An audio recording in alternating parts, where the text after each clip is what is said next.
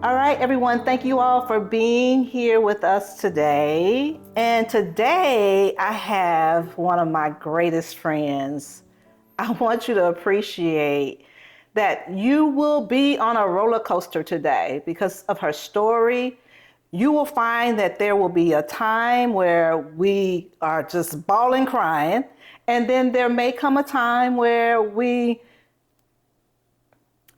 fanatically lose it because that's just who we are.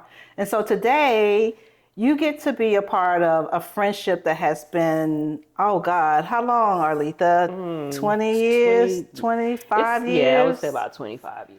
25 years. And every time we get together, it's like we 16. That's so true. It just does so much. Beautiful life story and all that is in between. And we would like for you to just sit back and take a listen. Find yourself where you might be in this story that she shares, or prepare yourself for the possibility. And so without any other ado, let's get started. Let's get started. Let's get started. All right. So first of all, we've already shared that we have been friends for 25 years. Mm-hmm. Now, we haven't always been together because I've moved around and, we've lost contact from time to time. Yeah. But every single time we get back together, it's like we never missed a single day. Right. What do you think makes that happen? True friendship. Don't make me cry. That's true friendship. Right out the box. Come on.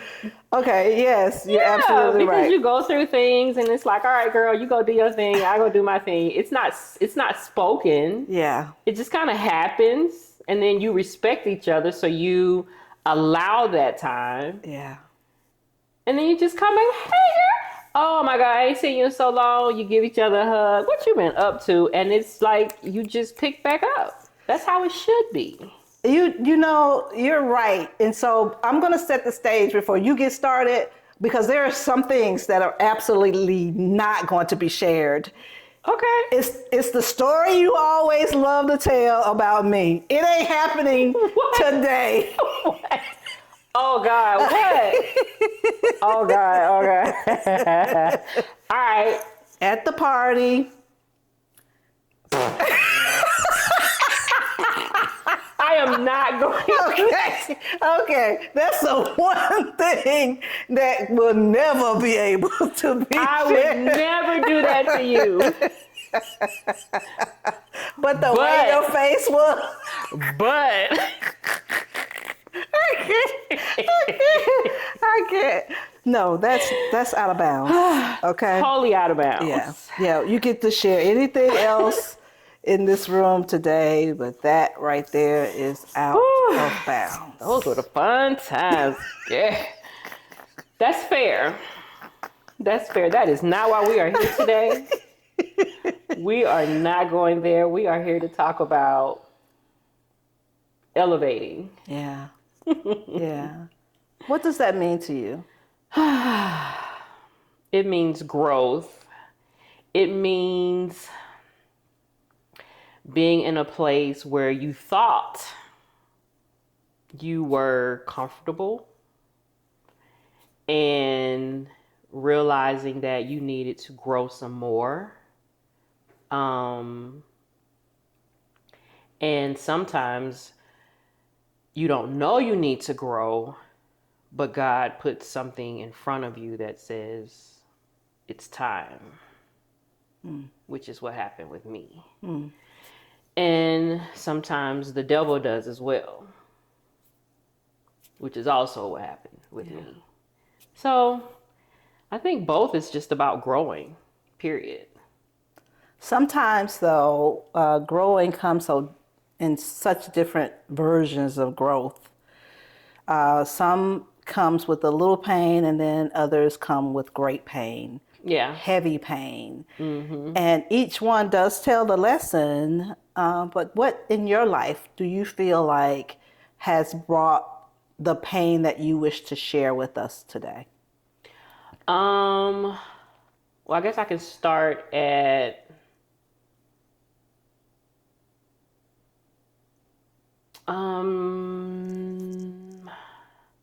right, so in 2020, when the world was shutting down, well, let me go back a little bit further. I've always been the type of person, I'm very structured. I am a calendar person. Before you go any further, I feel like they should get a real picture of what that is. So I would like to simulate an experience so that they can really feel how different we are. That's fair. Okay, so we're gonna roll through our plans to go on one of three options for a vacay. Okay. All right, okay. So the question was, do you want to go to, I think it was Puerto Rico. okay, I feel like it was Mexico. okay, Somewhere else. and then out to Naples Valley. Naples Valley. That is correct. All right, so we had different options. We were on a train, we were on a fly, and we could even take a little raft if we had to, right? Mm-hmm. All right, and so what was my character versus your character? Well, you were kind of, okay, I'll tell you what my character was. Okay, do yours. Okay, that's fair. My character was, I'm looking in the calendar, I'm picking times, and from there, I'm going to start a spreadsheet, and I am going to make sure that all three are on there, and we'll do it that way. And my character was, just make a decision.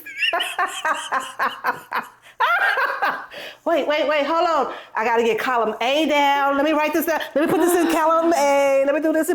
But wait, no. I mean, do you want to leave on a Saturday or is it on a Sunday? Yeah. And I'm like, can you just make the decision? Yeah. But you know what the power is about our friendship is that both of those things are required. It is. It is. But I mean, after 15 minutes, but wait, no, I'm going to go, let me just change this one little thing and let me run this spreadsheet all over again. That's me. That is so me. It's who I am. I can't help it. Yes. And so as we joke about our differences, talk to me about why that's so important and how that has shown up in this journey with you. So because of that, every year on my birthday, and I feel silly saying it, every year on my birthday, which is the month of February, I get my mammograms. And it's scheduled all the time that way. I remember it that way. And it's just always been that way. But I had some things that have changed, like around 2017, 18, which is life. So it threw me off. Okay. And I ended up having to get it later. And I ended up getting it in October. So because you get in October, with your insurance, now you got to always get it around the same time for insurance purposes. So then it was around the same time for like 2 years. So October of 2019, I get my mammogram. And they didn't see any signs of breast cancer or anything like that, which is great. But, you still want to always, always, always do your self-breast exams every month. It's so super important. So I was still doing them because I have become accustomed to doing them. And that's what I was doing. So October comes around, I get my mammogram. I'm waiting on the results. In the meantime, I'm still doing my self-breast exams.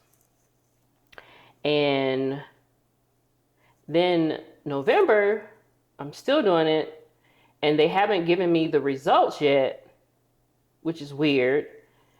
Well, they told me, wait, let me go back. They told me the results in October were fine. Okay. But then November comes around and I feel a lump in my nipple. Okay. But then I'm like, it can't be anything because y'all just told me that everything was fine.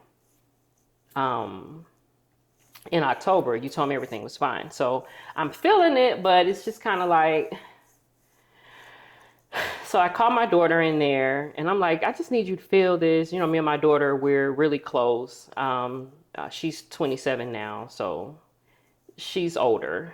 And she was like, yeah, I definitely feel, you can feel it. It felt like a pee. Mm-hmm. And she was like, yeah, you definitely feel that. And I was like, yeah. And I was kind of thinking, well, I'm not going to worry about it because they've told me that it's fine. Like I just went. Mm-hmm. But then there's that other side of me that's like, I should probably just go get it checked out just in case. Okay. So I make an appointment with my doctor and I go in, she checks in and she's like, oh, I think this is just a cyst. But of course we're going to check. And she was like, you said you just had a mammogram? I was like, yeah, I just had one. And they said everything was fine. And she's like, yeah, I'm thinking it's just a cyst, but you know, of course we're going to go check it out, you know, just to be on the safe side. Mm-hmm. So, I got the appointment and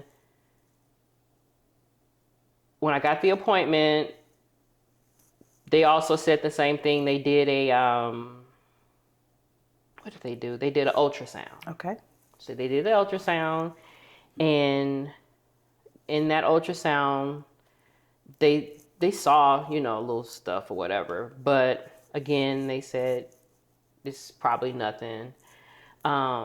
So did you just, at that point, did you just go home and think everything was good? Oh, yeah. Okay. Yeah, at that point, I mean, you got the OBGYN who's saying it's probably just a cyst, but we'll get it checked out. And then you got the ultrasound and they're saying, oh, look in here, it's just probably nothing. It's just a cyst. So at this point, I'm chilling. Okay. Like, why would I, right? That makes sense. So, and it was like, we'll follow up with you. No problem. So I just go about my life. And then I get a call that says, well, come back in and let's do a biopsy. Mm-hmm. And so, you know, I'm scared because I'm scary. And I'm just, because now I'm like, oh, so now y'all got to dig in me. You know, that's my first thing. Okay. Because I think it's both, right? You're so analytical. So then you think all the possibilities, right? And so at that point, you had created your own story with the unknown of what it could be or not be, right? Yeah. And then I'm an overthinker, big time. Yeah, I'm actually reading this book called Don't Believe Everything You Think. Woo. Yeah, it's a pretty solid book. I forgot who the author is, but my daughter got it for me because she was like, "You need to read this book." Because I am a overthinker. Well, you're so analytical, so that's why, right? It's like it's a great trait because half of the time my thought is half of a thought and I'm moving on with it. I don't sit around. I'm right there. But I'm lost a lot of days because I only have a picture of what it should look like. I have the framework, but I don't really have the full system. Yeah. So that's, again, why we are so close, because I'm going to always rely on you. If I need to know something from soup to nuts, I'm going to call you and be like, what you think about blank? Well, let's see. Where did they come from? All the things, man. Okay, so I know I took you off track, but... No. So, ultrasound. So they tell me, let's come back in. Let's do a biopsy. And I am freaking out because now you tell me you're going to have to give me a needle so I won't feel it. It's just a lot. And then I started going on Google, and that's a whole rabbit hole in itself. So you self-diagnosed yourself Absolutely. even before there was any other information for you to decide. Yeah. What did you conclude at that moment in time? I was going to be in a whole lot of pain. Okay. Yeah. Just from the biopsy. Absolutely. Was that true? When I found out later after I had it done? Yeah. No. Uh-huh. Okay. All right. No. So Didn't even feel it. I mean, you heard the clicking. Yeah, you hear the clicking of whatever that tool is. I think the most that was painful would have been the needle because they're gonna numb you. So already I can tell you that you've taught someone one lesson, and that is don't assume. Agreed. That's fair. Yeah, don't assume, because I went in like, I think I went in actually crying, and they were like, "What are you crying for?" I already know. It's just gonna hurt. I just already know, because Google said. WebMD already done told me. It's just, that's how it is. And then my mom is also a breast cancer survivor. So, but her journey is different from my journey. So she didn't have to have a biopsy. So she wasn't able to tell me that. So then I didn't have anybody to talk to. So then it's just me and WebMD. And did you feel your experience was going to be very much the same as your mom, even though it was different?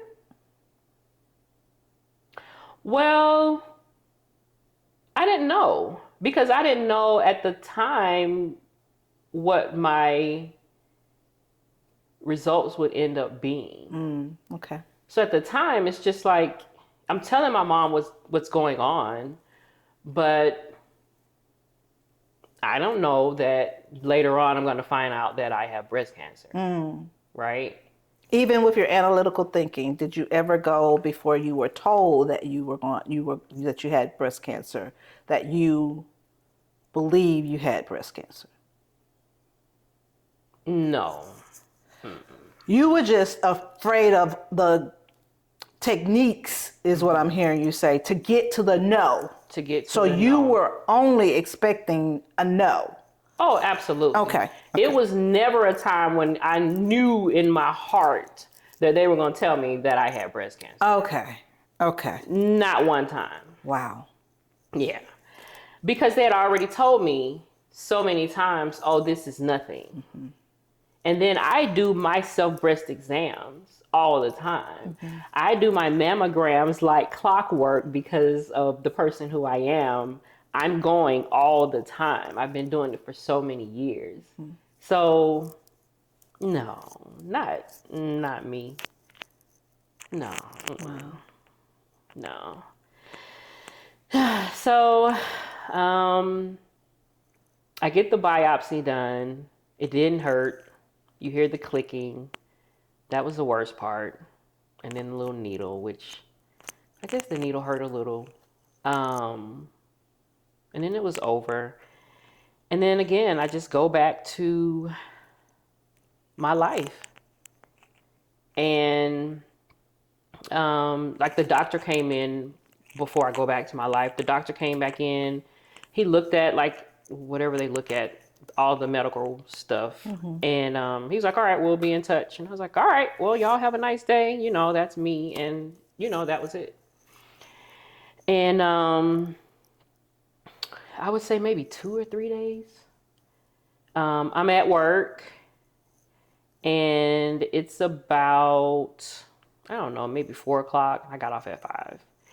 So it's about 4 o'clock and I get a call and it's the call. And he's like, you know, Miss Lemons, you got time to talk? And I'm like, sure, you know, who's this, whatever. And I'm like, yeah, what's going on? And he was like, so I just want to let you know you do have cancer. Just like that? Just like that. So he didn't know that the history was that you had you had never had anything that would make you believe that you had cancer, except the thoughts that you created based on, and that wasn't even that you would believe that you were having cancer, that you were just focusing on the things that might cause you pain. Right. And so how He did had the worst bedside manner ever. Like if I was to see him today, oh, we're gonna keep it cute. Oh, I'm But about to say clock it then. Clock it. 'Cause I think it's this one. I don't even know. Clock it. Okay. However, so if you had to, if you saw him today, I would probably pop him upside the head and be like, you're gonna have to do better. You're gonna have to do better with providing that type of information to people, because that type of information is life-changing. Mm-hmm. And although you probably give people that type of information 10 times a day, to them, you're doing it once a day. Yeah. And you got to do better. You really have got to do better. So let me tell you where I am when I'm at work. Okay. I'm on the phone. And this is before the pandemic, so we were still at work. And I'm walking down the hall. I'm seeing people pass me. And I'm hearing on the phone, I just wanted to let you know you have cancer. And I went from seeing people pass me to now I don't see anything. It's just like cloud. And I'm like, what did you just say? And then he says it again. And then everything else, even to this day, and it's 6 years now, I don't remember anything that he said. Wow. And I know he was talking and I can hear what he was saying in my head, but I can't really understand what he was saying. The words. Yeah. You just hear. Mm-hmm. So all I remember is going to a different floor. I hung up with him. I went to a different floor. It was a floor where no one was on that floor. I think they were doing construction. And I just fell to my knees. I just started crying like, you have got to be kidding me. Oh my God. And I was so mad. I was mad at him. But then I feel like I was mad at him. But then I didn't know what else to do. Because what do you do after that? Mm-hmm. And then I don't know what he said. Mm-hmm. So then it's like, I don't even know what to do now, because you tell me that. I don't know what you said, because when you told me, I was in the middle of walking down the hallway.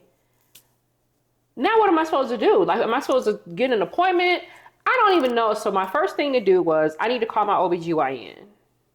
So I call my OBGYN and I'm crying. And the lady, she answers the phone and she just hears me just like bawling. Mm-hmm. And she's like, hold on. And she gets my doctor on the phone.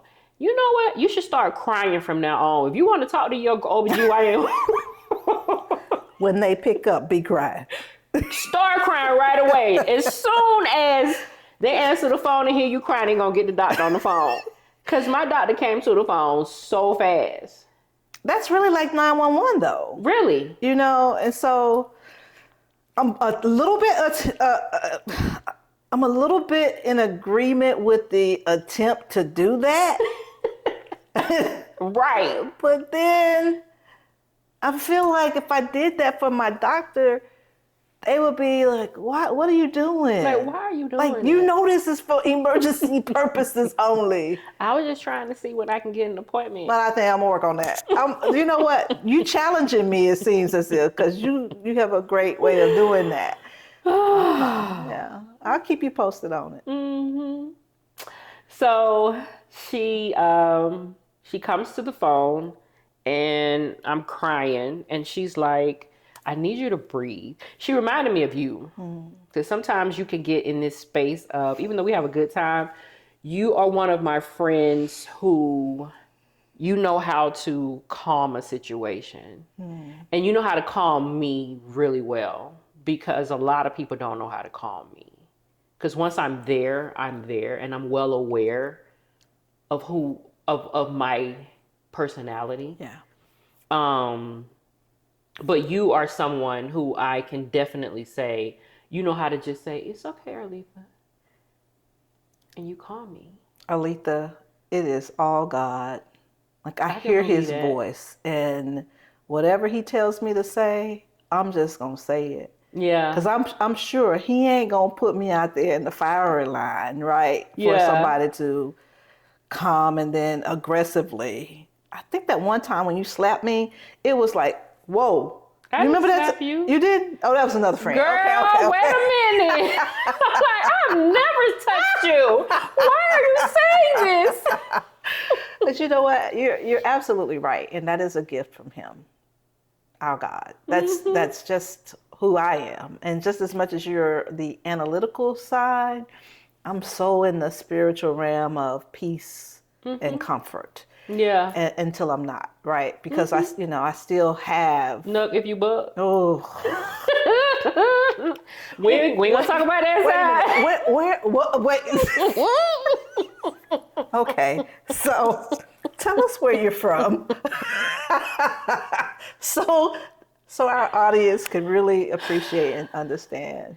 I am from here, Here is where Georgia. I am from Atlanta, Georgia. the ATL. I am from Atlanta, Georgia. Huh? East Atlanta. What? Yes. Oh, by that restaurant you took me to? Yes. EAV. That was okay. EAV, absolutely. Like, I don't really know, but I just want the people to understand who you are, why you are who you are, and every part about you. Before the end of this podcast, I want them to really resonate with who you are. Yeah. In fact, enough that they reach out to you. Okay. Yeah. Yeah, I'm just a girl from Atlanta. Are you a Grady baby? I am a Grady baby. Shut up. I wanted to get this like peach and put Grady on it right here and act as if I was a baby I hope that's a temporary tattoo. It never happened. Yeah. Yeah, but it was a dream though, really, when I got here. It's like, well, I mean, if I was to be in an accident, they are able to identify you. no, I need you to take me to Grady. Really? Yeah, I don't want to go nowhere else. Take me to Grady. Really? It's the best trauma center in the world. Okay, folks. You heard that? You heard it. Grady trauma. Mm-hmm. If it's trauma, if I've been shot, take me to Grady. Okay. They're going to get you right. Okay, fair enough. All right, I think I want to go to Emory. I don't know. Is that we ain't going? No. I'm going to listen to what you have said. But I mean, for breast cancer, no, don't take me to Grady. Oh, okay, I went to North Side. Oh, okay. I went to North Side. Trauma only. Trauma only. Okay, got it. Yeah. If you want your life saved in a matter of moments, Grady. Okay. And then you went to Northside. I went to Northside Hospital. Okay. It's the best hospital. I had an amazing experience with them. So let's see, where was I? I talked to my OBGYN, and she's actually a 3-time breast cancer survivor. Wow. Yeah. So she calmed me down, and she said that she was going to give me her breast surgeon. And I was like, I don't even know what to do. I told her about the guy who called me And she was saying, yeah, he's got to do better. She was like, the next step you need to do is you need to reach out to an oncologist. And that's what I did. I just followed what she told me to do. So the breast surgeon that she sent me to, oh my God, I love her. All of my doctors from that point on were like my angels. Yeah. I'll always call them my angels because that's how I feel. I got to her and she made, you go there, you're just like, you just found this out. So it's like you want to have a smile, but inside you're just like, you can't believe this. I have to go back. I totally forgot about this part. After my OBGYN told me where to go, she was like, I'm going to tell my assistant to send you the information and I'll reach out to her myself since I also went to her and you'll be in good hands. And that was it. So then I leave the floor that I was on. I'm wiping my eyes and everything because, I don't want anybody, I'm really big on people knowing about me crying and stuff. That ain't really my thing. I don't like that. I don't like the vulnerability of it all. And I go back downstairs. At this point, it's like close to 5:00. It's time to get off. And then I have to make a decision. Do I go home and get under the covers and just cry? Just cry it out. Which is really okay. That is okay to do. Or do I keep my appointment at the boxing? Now I know about that boxing training. Yeah, so I decided to keep my appointment at the boxing match, the boxing place, and that's what I did. The place where I used to go, they have like neon dim lights. And for an hour, I beat that bag and cried for that entire hour. I was just mad. I was so mad. I was like, why in the world do I have cancer? And I just beat it. Nobody knew, and it was probably 30 people in the class because they had dim lights. You're sweating, so my tears looks like sweat. Yeah. So I don't have to be vulnerable. I can just be crying and sweat all at the same time.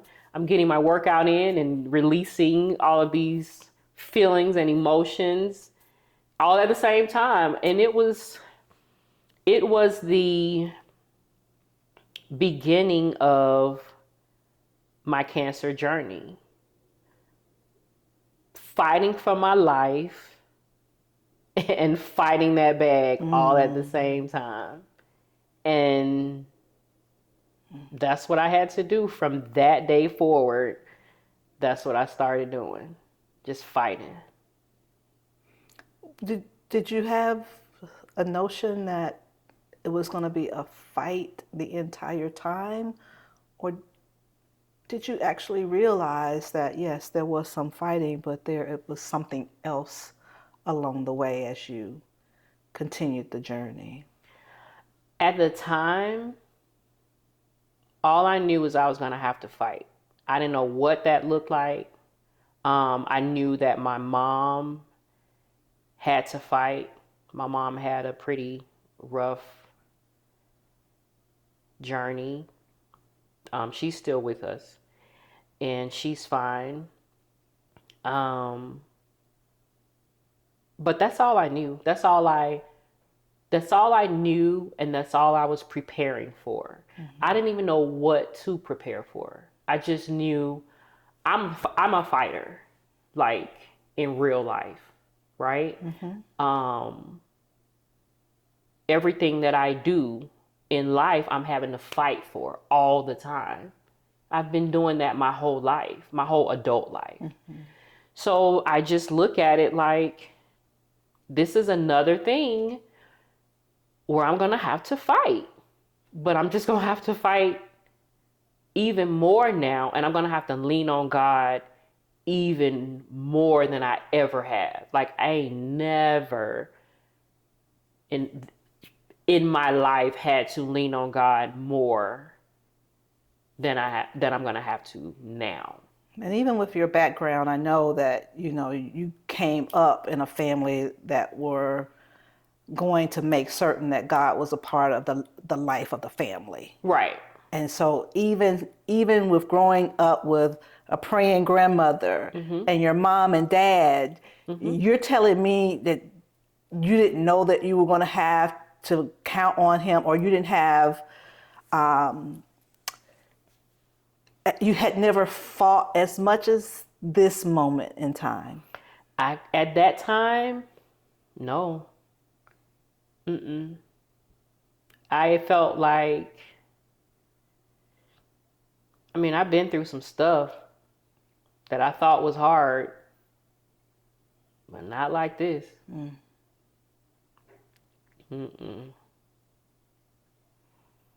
So I was just preparing myself, and that's what I did. I fought. After I left the boxing place, as a few people said, bye, and nobody noticed that I was like just finished crying for that whole hour because of the sweat and everything. I got in the car and I just lost it again. You think you cried for an hour, you don't have no more tears. It was like they just kept coming. And then I'm starting to think, now I got to tell my daughter. How do you tell your daughter? Because she was about what age at that point? 20 maybe.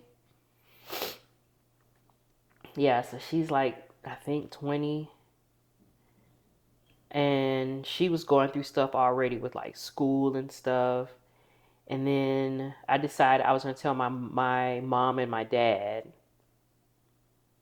So I called them on my way home. And I told them. Mm-hmm.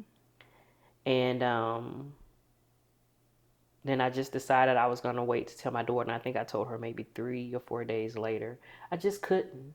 As parents, it's like I'll tell everybody else, but how am I going to tell my child? Yeah. We protect them. Yeah.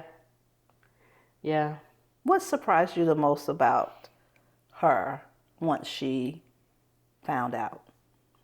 Angelica's very strong. She is so strong. She was like, all right, well, I guess we got to fight. In her voice, exactly. Yeah, she was just, well, I guess you got to fight. It's okay. She just hugged me. It's okay. We're going to do this together. I found out later, though, she broke down. Yeah. But she didn't want you to see that, mm-hmm. just like you didn't want others to see it. Exactly. Yeah. Little mini me. Yeah. Yep. So she was a big part of my journey, just as far as when I was down, she was there to make sure, get up. We all right. Let's go outside, stuff like that. Mm-hmm. February 2020,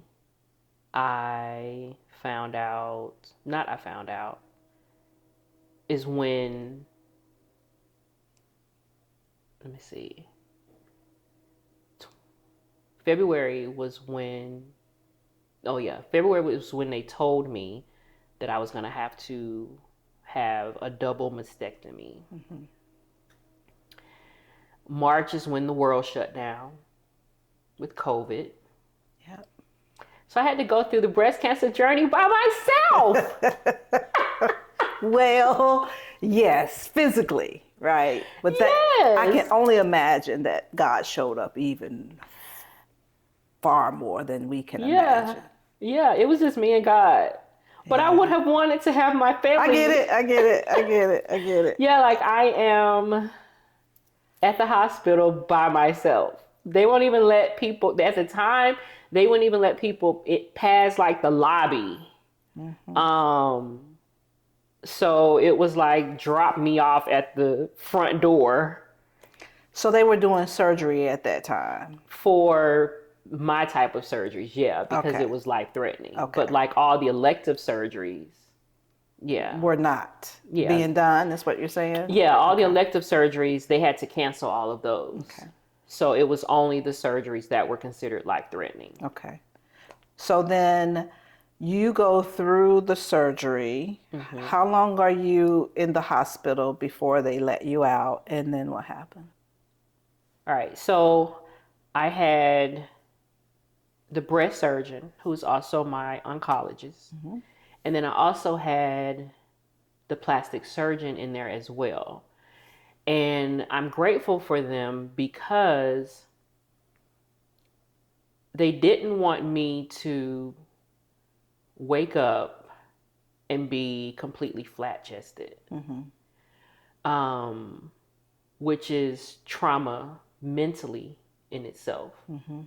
So their plan was to take out the cancer. Um, and then they also took lymph nodes from up under my arms. Okay.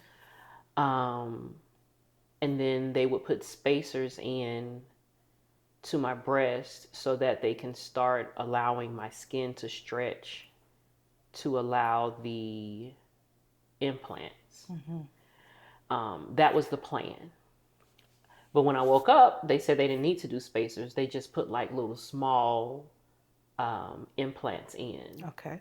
just so that I can have something on my chest Hmm. so it won't look completely flat. Got it.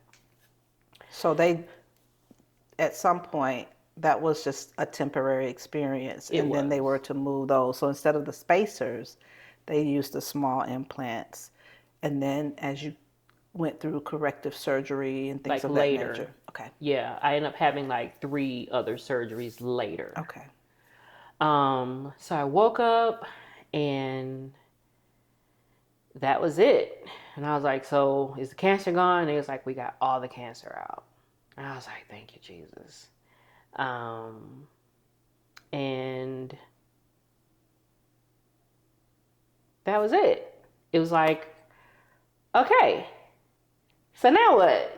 Because it's like that part of the journey I'm thinking is over.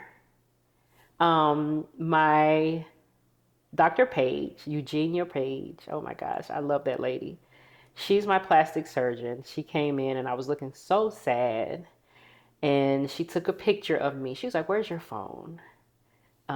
And she took a picture of me, and I'll always have that picture forever. And she was like, "Smile." You see this little sickly person, and I'm smiling. But that picture is just, I don't know, it shows like almost an afraid person that has went through something, but then a person who is happy to be on the other side. Yeah. Um, and then I sang a song. Uh, it was, he's got the breast cancer patients in his hands. He's got the breast cancer patients in his hands. He's got the breast cancer patients in his hands. He's got the whole world in his hands. And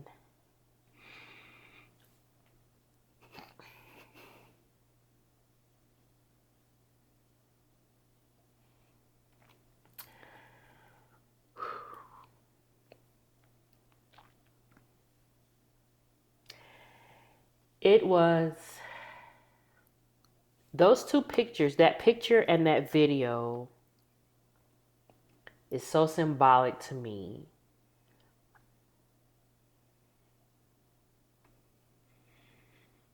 Because that was actually what I now understand as the beginning of my journey.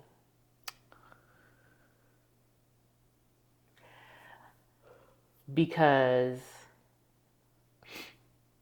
then I started living. It was the beginning of me living, I believe, my purpose. It took all of that. I could have did this without the cancer journey. But I look back on it now, and I feel like that was the beginning of me understanding that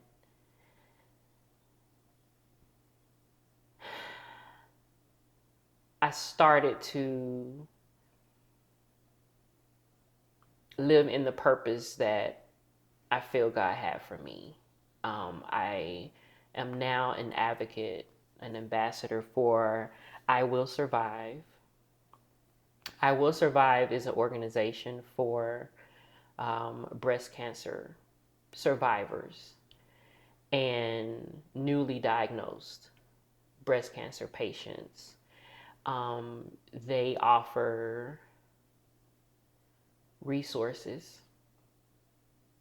because some people's journeys aren't just you go in, you have surgery, and then that's it. Some people's journeys, like myself, I didn't have to have chemotherapy.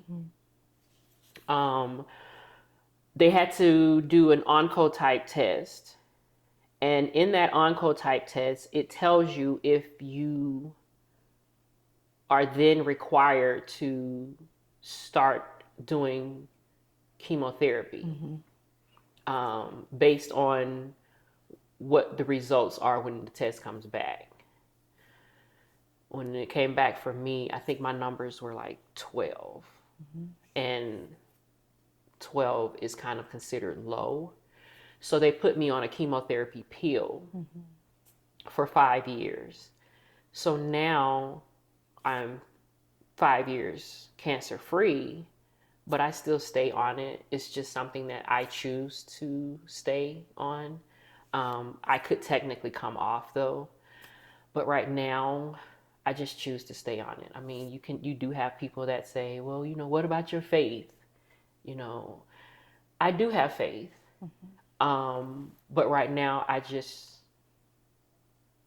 choose to stay on it because I feel like it's just that one extra thing that makes me comfortable knowing that I don't have that risk of breast cancer coming back. That's just my comfort. I get that. So I choose to stay on it. But some people don't have that luxury. Right. Some people have to go to chemotherapy. Some people have to do radiation. And in that, some people lose their jobs.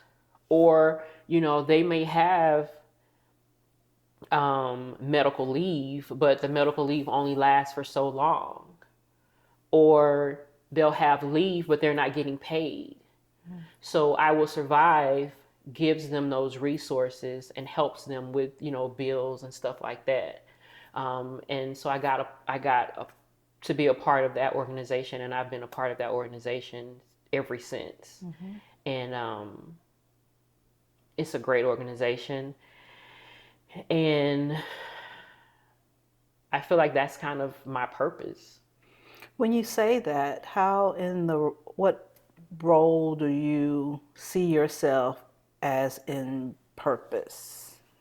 I just kind of help with, like, every time the founder is Anissa Palmer, every time she calls me for any type of assistance, I'm there.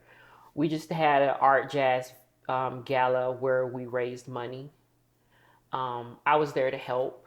She wanted me to speak. I'm kind of that person who's like, Can I help in the back? I'm her.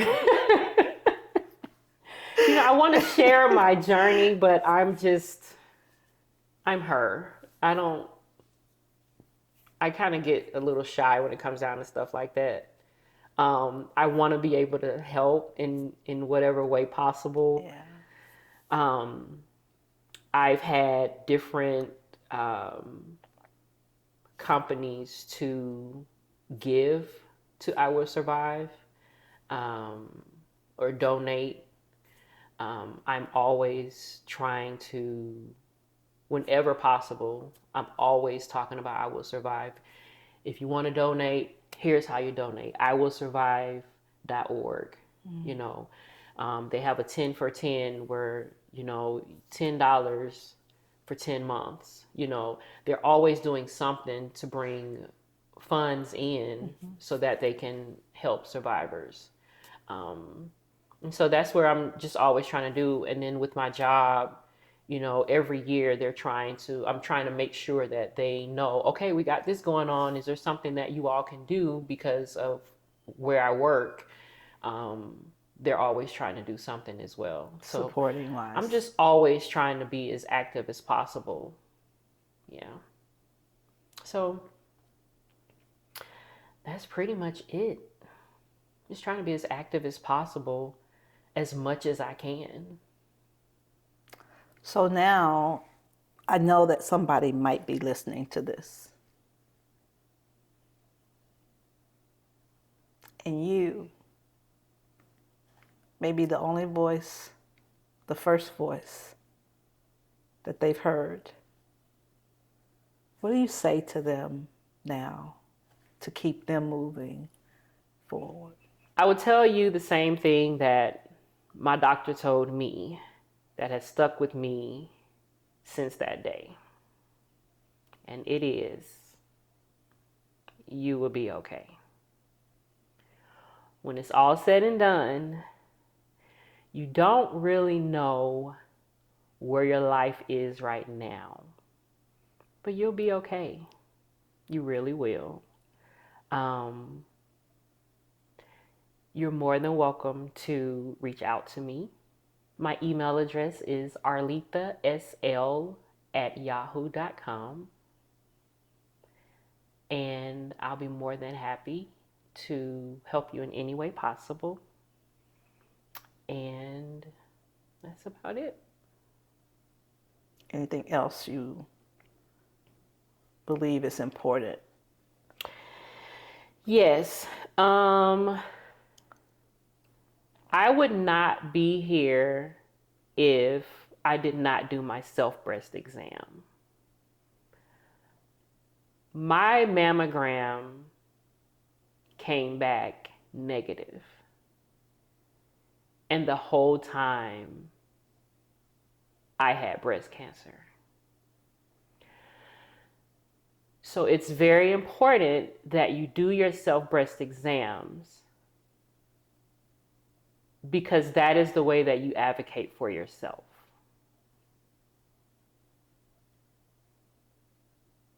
I gotta do better. I tell you that every time we have this story. You have to do better. You have to do better. Can you make me like a spreadsheet? No, you got to put it in your phone, in your calendar, like I do. Put it in your phone, in your calendar, so it pops up once a month, and do it while you're about to be in the shower. Not in the shower. While I'm about to be in the shower, or in the shower. Okay. Yeah, I mean, then just do this. Yeah, this. You go under here, and then you go under here, and then you just go under here, and then you go and come over here and go over here, and so and then it will be very noticeable. Not all the time, but I mean that stuff is also, you can find it on YouTube as well. Okay.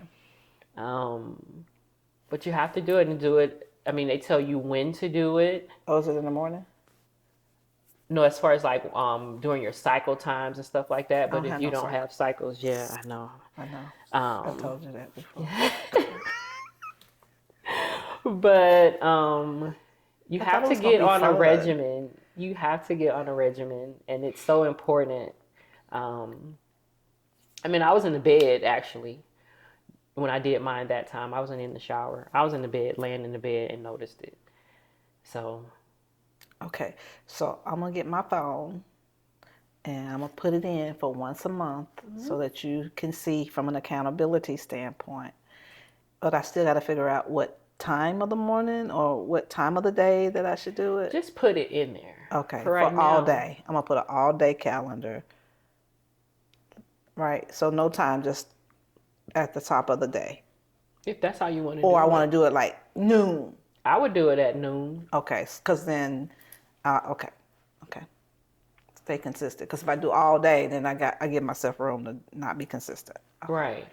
Do it when you know you're at home and you'll be able to do it. Whether Okay. that's in the morning Or at night. before, right when you're brushing your teeth, Or before I go to bed. or at night before you when get I ready get to in go the to bed. bed. Can I do it in the bed? Sure. Okay, that's what I'm gonna do. In the bed. But I think that either way, it's important to do it. And I think that it's also important to do it and bring your girls up doing it all the time, because my daughter does it all the time because she was raised to do it all the time. Mm-hmm. And so we were doing this all the time before I even found out I had breast cancer. Mm-hmm. This is something we were doing years ago. So it just becomes a part of who they are if they're doing it all the time. Just with anything, brushing your teeth, you know? Yeah. So if you make it become something that they're doing all the time, then it's just habit. That's right. So that's what I would say. So note to self is to remind my daughter to put it on the calendar. Yeah. And a lot of people have reached out to me since I've decided to just let it all out and share your story. Share my story, yeah. And I welcome it. I've had people who have called in tears. I'm not in any way a doctor, but I can try my best to get the resources that you need. Mm-hmm. I can calm you down. I can do what I can. But sometimes you just need a listening ear. So what is your purpose? Make that very clear for me. My purpose is to be a voice to those who no longer have a voice in this journey. And to be a vessel to educate people, to educate women. I can only educate them as much as I know, but I do as much as I can. Mm-hmm. I'm always talking about boobies. Always. I think you did even before, though. I can't remember. It's like, I'm pretty sure you did. I remember. It's so funny because I was in, you know Pinkberry? Pinkberry is an ice cream spot that I don't know if they have it here in Georgia anymore. Okay. But they used to have a Pinkberry in here. I don't remember that. It was a yogurt spot. Mm-hmm. I was in Pinkberry, and I don't even know why, but like I said, I talk about boobies all the time now. It's like literally talking about football. Yeah. And I was in Pinkberry, and I was like, well, just let you know, you need to do your self-breast exams because mine saved my life. And the lady was like, oh my gosh, really? And I was like, yeah, I had breast cancer, and I had to have a double mastectomy. And she was like, oh, she was just so shocked or whatever. Mm-hmm. And I was like, yeah. And I was like, yeah. And I've had surgery since then. And I was like, but you have to do them. And I was like, I have my boobies. I was like, you want to see them? My daughter was like, Mom. Well, that's a lot of the openness of life for you. Yeah, it's just so different, and it's nothing for me. Yeah. Whereas I'm sure for a lot of women, Yeah, for me. it's like, What? no, you did not. Right. But for me, it's just about, look, we are all the same at the end of the day, and we can all get it. But you have this sense of freedom, though. It's like freedom. Yeah, I am. Yeah. And most people like protection, like being really clear that it's a sacred space. Not that you don't, you just acknowledge it freely. That's what it is. Where most people are more private. Yeah. So, in other words, like when you, yes, when you express yourself, it's okay. Yeah, and I raised my daughter that way too. But I'm really big on letting people know the importance of it, and sometimes maybe I can overdo it, which is what my daughter said. Like, mom, don't do You that. go a tad bit too far, because I know there's been times when you've talked to me about that and other things, and my mouth just opens up. Like, Yeah. did you have to like share all of that with me? Yeah. And for me, it's just like, what? Yeah. That's the exact face I get every time. I'm like, but did you really have to give me all of that? Yeah. And the answer is always yes. And that's the part that I love so much about who you are. Your authenticity is by far unmatched. Yeah. All I can tell you, I listed my friends, people I ride with and for. You can count on it.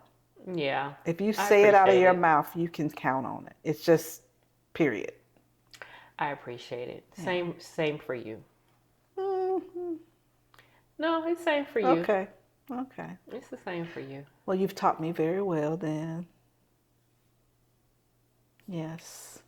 Especially the time when we went to, you took me to that boxing place. I do believe that you're talking about. Well, yes, no, that's one. But we went to another boxing place, and I'm telling you, you really tricked me on that one. All I can remember is when we got into that, because you've always been the one, let's go, it's some fitness, something all the time. Let's go. And some of them were very hard to do. Yes. And this day, though, we went to some back space behind a building to go up some stairs to get into a building. And they had the punching bags in rows. And I don't know if you remember, but I was so mad with you in that fitness that I was like, I'm never doing this again. I don't remember, but I can remember there have been plenty of times where I've gotten people stuck. And it's like, what are you gonna do now? You're already here. He's like, well, we got gloves that day and pink around here, and I was so mad. I think I still have them, just to remind myself. Good. How? No, I don't know. I like the way you think that it's good. Oh, I've learned. Oh, you remember now, huh? Oh, okay, yeah. I was so mad with you. We should always be active. You're right. But that is something too that my oncologist said. She said that she wishes that more people would be like myself. Yeah.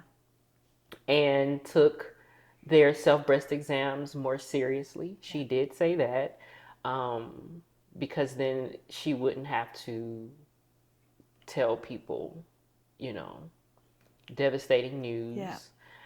And then she talked about being active too.